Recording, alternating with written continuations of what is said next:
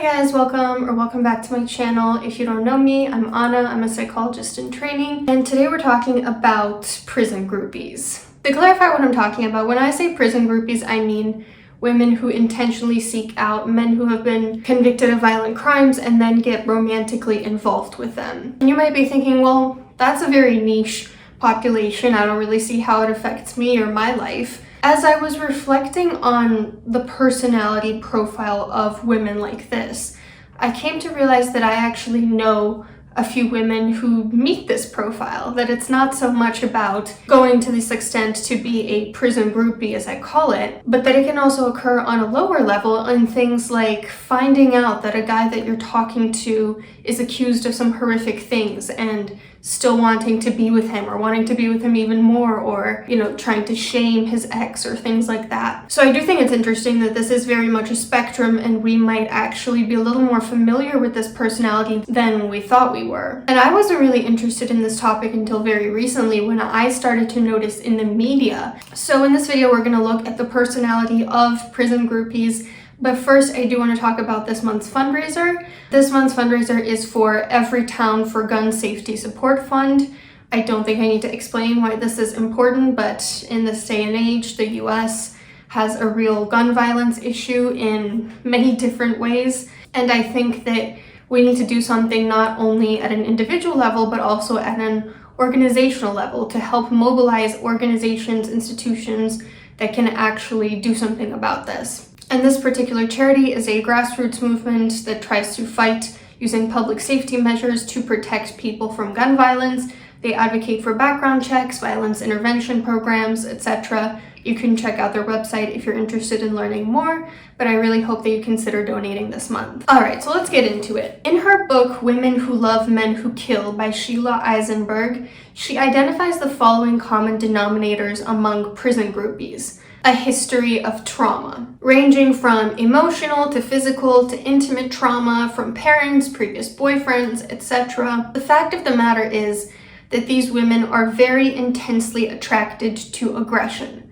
And anytime someone is drawn to aggression like that, it really screams, I am trying to recreate past traumas. Someone in the past hurt me, and now I'm trying to have a corrective experience. I think I can fix that historical relationship with a similar figure. Let's say that your parents screamed at you and hit you when you were a child. Not only does that violence get normalized in your head because it was modeled to you when you were very young, your brain was still developing, it was very plastic, then you develop this understanding of, okay, this is what's normal and this is what's not, and aggression, violence is very much normal.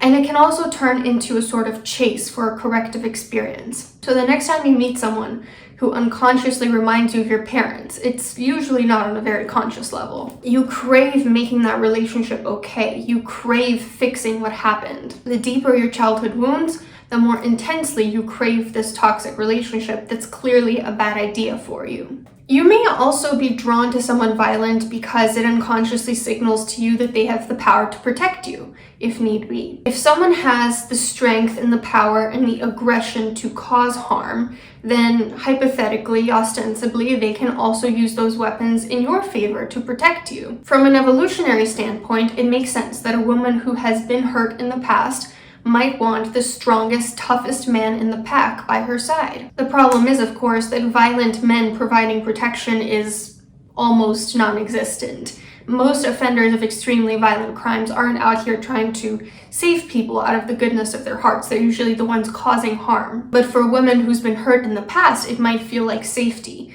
to be with someone who has the power to hurt someone who wants to hurt her. Another characteristic of these women is honestly something that's usually the result of trauma, which is poor boundaries. They're capable of excusing and rationalizing almost anything that their partner does. This trait can have obviously a beautiful positive side to it. It can be a mother's forgiving embrace, a friend's kind, non-judgmental compassion, a stranger's kindness and unsuspecting innocence. But it can also have a very dark side to it. Because if you don't have any boundaries, then that really puts you at risk for the wrong people taking advantage of you in ways that could prove fatal to your life, in ways that honestly are unparalleled. Or you could end up taking this laissez-faire attitude towards matters of justice, such as turning a blind eye to someone causing serious harm to another person. In Robin Norwood's book, Women Who Love Too Much, yes, Women Who Love Too Much is a different book from the one I just referenced, Women Who Love Men Who Kill. She has a chapter in which she interviews men about their partners, these women who love too much. And one of the really interesting components of that chapter was how men said they loved the fact that their partner would excuse and defend anything they did. They could do no wrong in their eyes, and if you know that you'll never be held accountable for your actions, why on earth would you try to stay on your best behavior? Another characteristic of these women is that they can sometimes be very nurturing.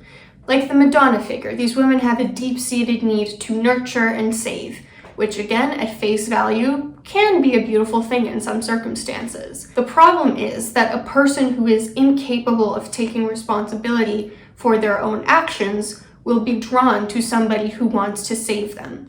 This was what Norwood calls the lock and key fit.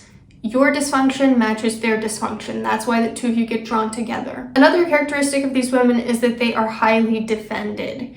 We're talking denial, repression, rationalization, idealization, and overactive fantasy mind. Defense mechanisms are the mind's way of protecting us when we're not ready to face reality for what it is. Someone who very heavily uses defense mechanisms is someone who's very psychologically weak because they cannot handle reality as it truly is in all its painful glory. Someone who especially uses more primitive defense mechanisms and uses them very heavily, such as the ones that I listed, is a person that is highly psychologically fragile because they cannot handle reality. I think a strong use of defense mechanisms is pretty necessary in order to be a prison groupie. On some level, you need to be in denial about what the convict has done. You need to repress your own trauma so that you're not seeing that you're just trying to have a corrective experience with them.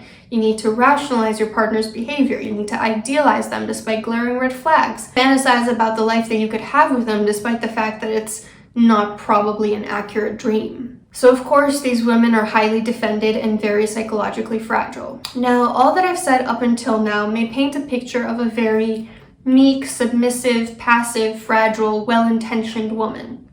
But here comes the darker side. These women see themselves as not like other girls. They have fallen into the trap of internalized misogyny in a lot of cases, especially if the men that they pursue are convicted of gender-based crimes. They think that this man hurt women in the past because women must have done something to trigger him. They were to blame. He's a perfectly nice man. They were just crazy making and asking to be harmed. They think, I'm not like those other crazy girls. I'm a good girl. I'm going to treat him right and we're going to have a happily ever after relationship because I'm different, I'm better. Now, anecdotally, I've noticed a pattern that the women who are very quick to excuse violent men tend to have a history of pick-me behavior. Maybe they're drawn to men in relationships like moths to a flame, or they act like the cool girl who doesn't need to set boundaries in her relationship. They drag other women through the mud. They actively seek out male attention. They behave very competitively with other women. And it's sometimes very difficult to toe the line between compassion and accountability when it comes to such women. Because on one hand, like I already mentioned, a lot of these issues come from trauma, and it's good to have empathy for that. But on the other hand, internalized misogyny is one of the main engines that keeps the oppression of women running. Every single woman got up tomorrow and decided they would no longer tolerate misogyny, the patriarchy would crumble. So yeah, I think it is also really important to call internalized misogyny for what it is and demand some change from these women. Maybe not more than calling out misogyny in men, but it's still very important. Another darker side of prison groupies is that they have been found to have sexual paraphilias. A paraphilia is an abnormal sexual desire. Whether or not you agree with this, paraphilias are diagnosable conditions within the DSM, and they are technically abnormal in the sense that they are outside of the norm, not something that the majority of people experience. And we're not talking about your run-of-the-mill strange fantasy, okay? We're not talking about like, I want to dress up as a mailman and have you drizzle honey on me or whatever. No psychologist is going to diagnose you with a paraphilia because of stuff like that. Typically when we think of paraphilias, they're a bit more sinister, have the potential for harm, the potential for harming others or yourself. And in this case, the paraphilia in question is hybristophilia, an attraction towards someone who has committed crimes. Within hybristophiliacs, there are usually two subtypes. Passive, who are in denial about what their partner has done. They basically delude themselves into thinking that their partner is innocent. They make excuses for them because of their empathy. Or aggressive, where they're fully aware of who their partner is, they're complicit in the crimes, they might even help them destroy evidence. Obviously, the aggressive subtype is quite different and much more malignant. Thrill-seeking is also something that tends to be associated with prison groupies.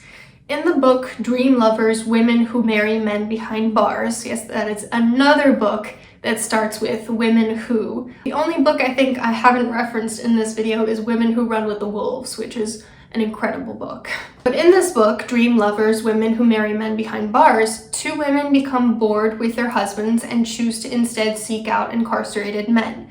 And as you can imagine, their love stories ended both quite tragically. Going back to that idea of you think this man having all this aggression and power is going to protect you, but actually it's probably going to turn out very bad for you. But I thought this was interesting because these women were bored with normalcy. They had this sort of thrill-seeking urge within them, and thrill-seeking is something that is associated with psychopathy, interestingly. I'm in no way suggesting that prison groupies are actually psychopathic, but I do think it's interesting that they have some of these cluster B personality disorder traits. And even if those women don't have a personality disorder, for someone who has learned to associate normalcy with boredom and violence with excitement, that is clearly also a link to trauma. Norwood talks in her book about how such women often come out of toxic relationships only to fall in love with the man that treats them right and to say, this can't be love because it doesn't feel as intense as infatuation did. So,